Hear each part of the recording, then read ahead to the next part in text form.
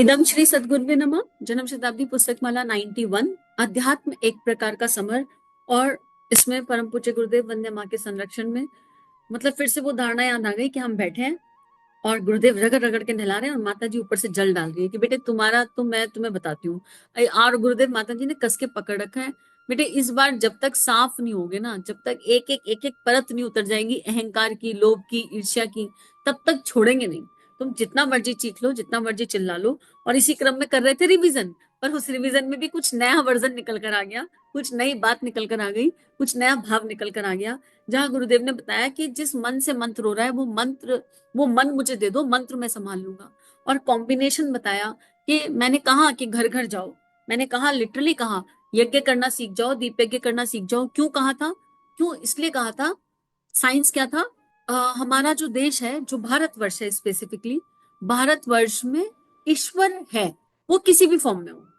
ईश्वर चाहे भय से हो, ईश्वर चाहे दुख में पुकार के कारण हो, ईश्वर चाहे आनंद से हो, मतलब किसी भी फॉर्म में हो, पर ईश्वर है। और गरीब से गरीब तबका, गरीब मतलब अब क्योंकि उस शब्द को ऐसे ही समझ में आएगा, हालांकि यहाँ पर तो ये समझ में आता है कि ये केवल एक एनर्जी है, केवल सोच है, लेकिन केवल कहने के लिए कह रहे हैं कि हर वर्ग, चाहे वो लेबर क्लास हो, चाहे वो हाई क्लास हो, चाहे वो मीडियम क्लास हो, चाहे वो ऑफिस गोइंग हो, चाहे वो बिजनेस वाला हो, किसी ना किसी कारण से ईश्वर का सिमरन कर। हर घर में या तो नमाज पढ़ी जाएगी, या दिया जगाया जाएगा, या कैंडल जगाएंगे।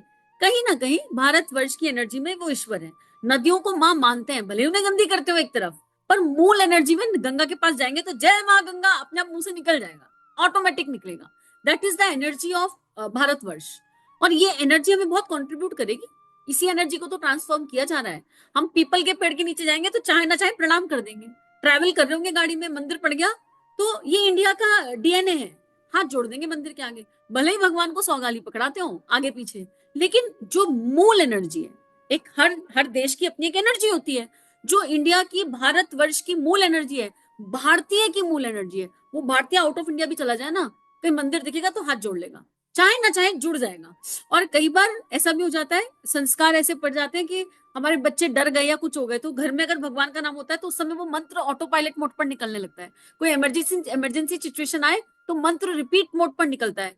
और ये हम सबने अनुभव किया होगा। जैसे एज अ चाइल्ड अपने आप को मैं देखूं तो कोई रिजल्ट आने वाला हो या कोई घबराहट हो रही हो तो ऑटोमेटिक ओम भूर्भुवस्सुवः तत्सवितुर्वरेण्यं भर्गो देवस्य धीमहि धियो न प्रचोदयात्, ऐसे जैसे एकदम बहुत इंटेंसिटी से निकलता है। ये भारत की नींव है, मूल ऊर्जा है भारतीय होने की। अब क्या है, गुरुदेव ने क्यों कहा था दीप यज्ञ करना सीख लो, यज्ञ करना सीख लो? हर भारतीय सारा दिन कुछ भी करे, पर जन्मदिन आएगा तो भगवान का नाम जरूर लेंगे, आज तो मंदिर जरूर जाना है, राइट?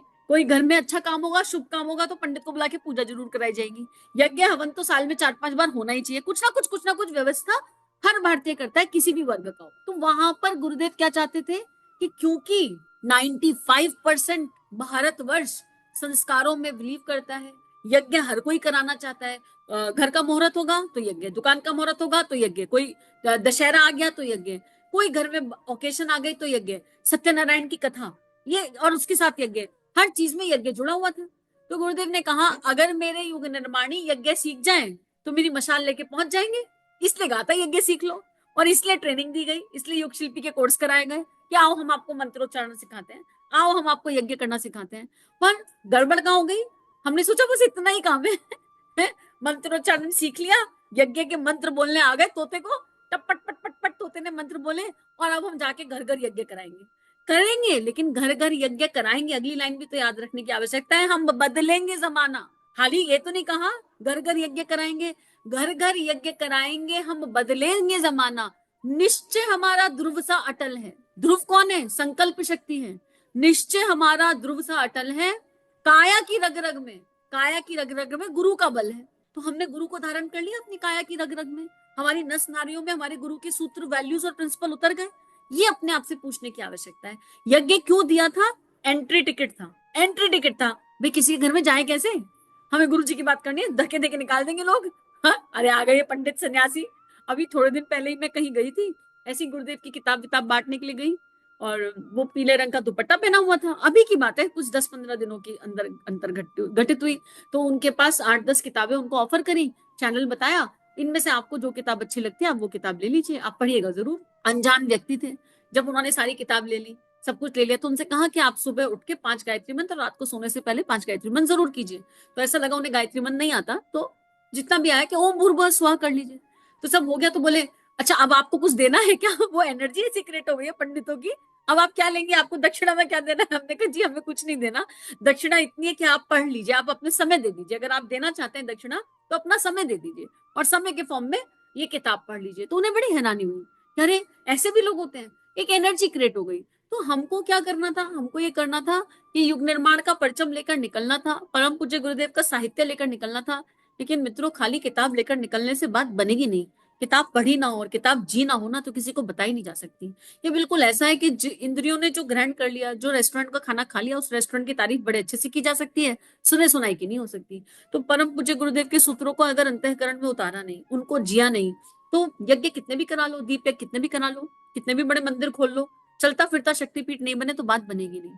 ये यज्ञ सिखाने के पीछे गुरुदेव का उद्देश्य है, ये दीप यज्ञ सिखाने के पीछे, ये युग शिल्पी के कोर्स के पीछे जो भी साधनाएं कराई जाती है उनके पीछे का उद्देश्य क्या था? चलता फिरता शक्तिपीठ, कि जिस घर में चला जाए उस घर में ट्रांसफॉर्मेशन हो जाए, एक अखंड ज्योति मैजिक कर कर आ जाए।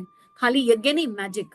यज्ञ के टाइम पर बुराइयां छुड़वाइए, लेकिन अगर हम खुद कर्म कांड में उलझे रहेंगे तो हम यजमान के पास जाकर भी उनको भी कर्म कांड में फंसा देंगे। अरे आपने रोली नहीं रखी, अरे आपने चावल नहीं रखे, आपके पास ये वाला पात्र नहीं है, आपके पास वो वाला सामान नहीं है, आप केवल इतने ही दक्षिणा देंगे।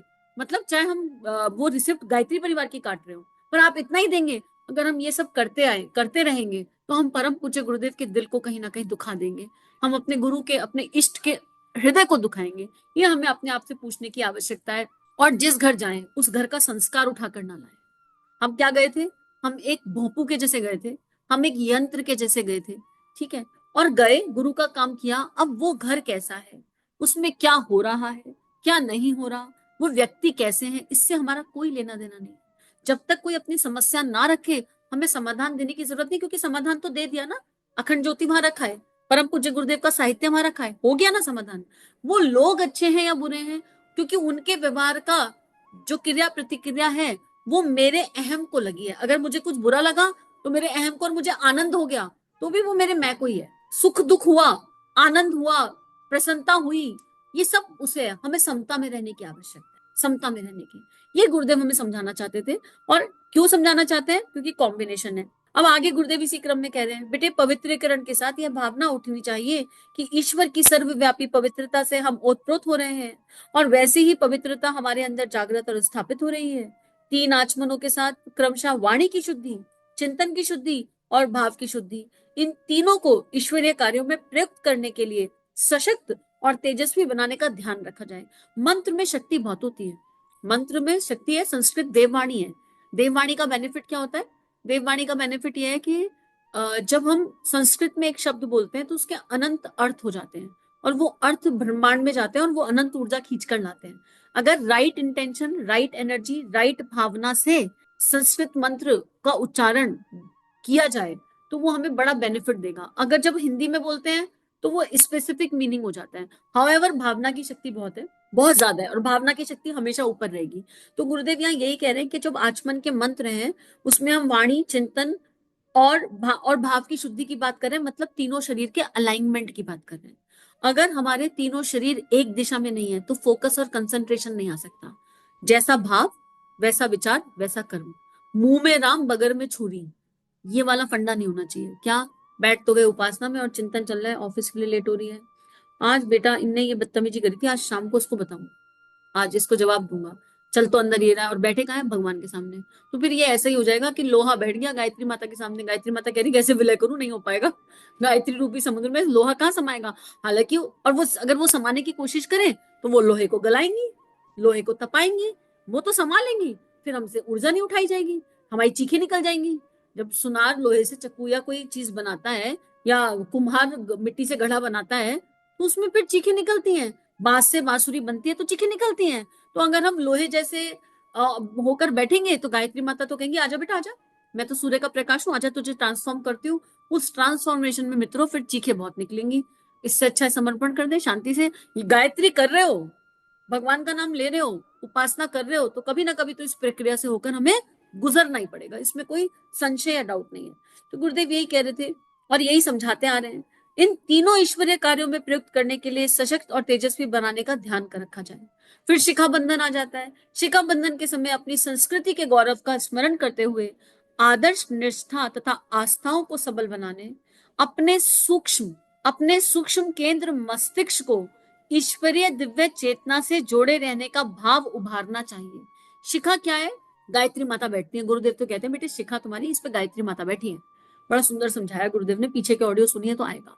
एक और चीज है, साइंटिफिक भी है, जब बच्चा जन्म लेता है तो माँ की नाभि कॉर्ड से जुड़ा रहता है, जन्म लेने के बाद उसको काट दिया जाता है। लेकिन गायत्री माता से हमने जन्म लिया है, हम गायत्री माता ब्रह्म योनि नमस्तुते, राइट, ब्रह्मा से जन्म लिया, ब्रह्मा और गायत्री एक है, हमने उनसे जन्म लिया। ये कॉर्ड कभी डिस्कनेक्ट नहीं करी जाती भगवान की तरफ से। हमको उपासना के टाइम पर ये फील करना चाहिए कि ऊपर से एक कॉल आ रही है, यूनिवर्स से कॉल आ रही है, हमारे गुरु के हाथों से, गुरु के हृदय से निकल कर आ रही है, गायत्री माता से निकल कर आ रही है, जिस भी इष्ट में बिलीव करते हैं। एक कॉल आ रही है और वो हमारे सहस्त्रार में प्रवेश कर रही है, कॉल्ड लिटरली, और वो ब्रह्मांड की समस्त ऊर्जा लेकर आ रही है। और अब हम, ये हमारा धारणा हो गया, अब हम प्राणायाम कर रहे हैं, और ये कॉल्ड प्राणायाम, गायत्री मंत्र के साथ प्राणायाम, राम नाम के साथ प्राणायाम, राधा नाम के साथ प्राणायाम, हरे राम हरे कृष्णा के साथ प्राणायाम, जो भी मंत्र करते हो भावनाशील होकर, अब ये कॉर्ड धीरे धीरे धीरे धीरे नीचे समा रही है, नीचे जा रही है। तो ये कॉर्ड क्या होगी? सहस्त्रार में जाएगी, सहस्त्रार से नीचे आएगी, तो ये हमारी आंखों को पवित्र करेगी। क्यों? सहस्त्रार के बाद नीचे आएगी तो आंखें आ जाएंगी, फिर कान के पास आएगी, फिर नाक के पास आएगी, फिर जीभ के पास आएगी, फिर गले के पास आएगी, ऐसे वाणी मन पवित्र, फिर हृदय के पास आएगी, हृदय शुद्ध हो जाएगा। ऐसे इसको तुम टेक्निकली चक्र कह लो तो चलेगा। ऐसे नीचे नीचे नीचे नीचे ये कॉर्ड जा रही है, फिर क्या होगा? मूलाधार से कहाँ जाएगी? नीचे बिल्कुल योनि से बाहर निकल गई कॉर्ड और पृथ्वी में समा गई, अंदर पृथ्वी में बिल्कुल गहरी जा रही है। और हमारी जो अनावश्यक ऊर्जा है वो माँ पृथ्वी अपने गर्भ में ले लेगी, पताल लोक में चली गई। सारे निशाचर वही रहते हैं ना, आसुरी प्रवृत्तियों के लिए क्या जगह बनी हुई है? पताल में चली गई, नीट एंड क्लीन हो गए हम। और हमें दिन भर इस कॉर्ड का कनेक्शन फील करना चाहिए। फिर ये वहां से नीट एंड क्लीन होकर चली गई क्षीर सागर में श्रीहरि के पास पहुंच गई, क्योंकि ब्रह्मा कहां से आए? नारायण की नाभि से आए, पहुंच गए हम वहीं पर वापस ब्रह्मा के पास, वहां से नारायण के पास, और नारायण के सिर से निकलकर, क्योंकि कौन कौन है? भगवान क्या है? भगवान नारायण का रूप है, उनके सिर से निकलकर फिर यूनिवर्स में गई, फिर आ गई। एनर्जी का साइकिल क्रिएट हो रहा है, neat and clean circle create हो रहा है। एनर्जी हमेशा सर्कल में ट्रेवल करती है, एनर्जी हमेशा ट्रायंगुलर मोशन या सर्कुलर मोशन में ट्रेवल करती है। कर देख लीजिए, और इसमें उलझना मत। गुरु की शरण में करना है, दीक्षा होने के बाद करना है ये अभ्यास, बिना दीक्षा के करने की आवश्यकता नहीं है, गुरु के सानिध्य में करने की आवश्यकता है। ये चिंतन को दिशा देता है। दिन भर में जितनी बार भटके, जब लगे भटकाव आ गया, चाहे वो भावनाओं का हो, चाहे वो विचारणाओं का हो, चाहे वो खाने पीने का हो, चाहे वो असंयम का हो, उसी समय 2 मिनट शांत होकर बैठ जाओ और ऊपर ब्रह्मांड में देखो, नेत्र बंद करो, हे गायत्री माता, पुकारो माँ को, हे माँ, अपनी मातृशक्ति को, जिस भी भगवान में बिलीव करते हो उसको स्ट्रांगली पुकारो और इस कॉल्ड को विजुअलाइज कर लो, और उसी समय 5 गायत्री मंत्र कर लो। गायत्री ही करना है इस टाइम पर, चाहे राम का चिंतन करो, चाहे कृष्ण का चिंतन करो, चलेगा, करना गायत्री है। अकेली गायत्री कहती है बल पूर्वक सद्बुद्धि की ओर, और इस समय हमें जरूरत है उस बल की, क्योंकि हम जा रहे हैं उस दिशा जहां नहीं जाना चाहिए, हमारी एनर्जी माइनस की तरफ जा रही है, इसलिए हमें इस बल की आवश्यकता है। और ये कॉर्ड माँ से जुड़ी है, इसलिए कभी डिस्कनेक्ट नहीं होती। जन्मदात्री वाली कॉर्ड तो क्योंकि वो दैहिक माँ है, उसके साथ तो कार्मिक अकाउंट है, उसके लिए सम्मान होना चाहिए, लेकिन आदि शक्ति जो हमारी हर जन्म की माँ है, उसके साथ संबंध जोड़ने का ये एक बहुत खूबसूरत तरीका है। कर देखिए, ऐसे ध्यान करेंगे तो शायद अनुभव में आ जाएगा। यहाँ पर काफी बेनिफिट हुआ, और स्वयं की जन्मी धारणा नहीं थी, काफी पहले, अभी याद भी नहीं आता कब, पर गुरुदेव की ही दी हुई एक धारणा थी, जाने कैसे स्मरण में आ गई, और इसने बड़ा मैजिक किया, ट्रांसफॉर्मेशन में हेल्प करी। बड़े जिद्दी संस्कार थे भाई, नहीं जाते थे, और आज लगता है कैसे कैसे धुल गए, और आज भी बहुत सारे बचे हैं, लेकिन अब विश्वास है कि कोई है जो चला रहा है, और जो चला रहा है वो धोबिया बड़ा मजेदार है। मेरा गुरु रूपी धोबी मुझे धो ही लेगा अच्छे से, बशर्ते मैं उनका अच्छा वाला कपड़ा हो जाऊं, चीखू चिल्लाऊं, निकल लो तुम्हें जो करना है, मारो ब्रुश, लाओ आला डाल दो उसपे, है ना, आला ब्लीच डाल दो, कौन सा ब्लीच? प्रेम रूपी ब्लीच डालो, तुम जो मर्जी डालो, तुम सफाई कर ही लोगे। तो आइए आनंद मंगल के साथ इस भावना, इस धारणा को जीने का प्रयास करते हैं, और अपने गुरु को अर्पित समर्पित हो जाते हैं, और वहीं से जीवन सुंदर और खूबसूरत हो जाएगा। नियमित उपासना करते रहिए, अपना ध्यान रखिए। और नियमित ध्यान भी करते रहिए। इदम श्री सद्गुरुवे नमः। चलो गुरुदेव के सपने सजाने की शपथ लें। युग दृष्टा, युग ऋषि, परम पूज्य गुरुदेव की लेखनी जन जन के जीवन को प्रभावित कर सकती है, जन जन का ट्रांसफॉर्मेशन कर सकती है, हर किसी को परमानेंट आनंद की तरफ ले जा सकती है। इस कार्य को करने में हमें आपका सहयोग चाहिए। अगर ये वीडियो आपको कंट्रीब्यूट करते हैं तो इन्हें विश्वव्यापी बनाने में हमारी सहायता कीजिए। चैनल को लाइक कीजिए, सब्सक्राइब कीजिए और शेयर कीजिए। इदम श्री सद्गुरुवे नमः।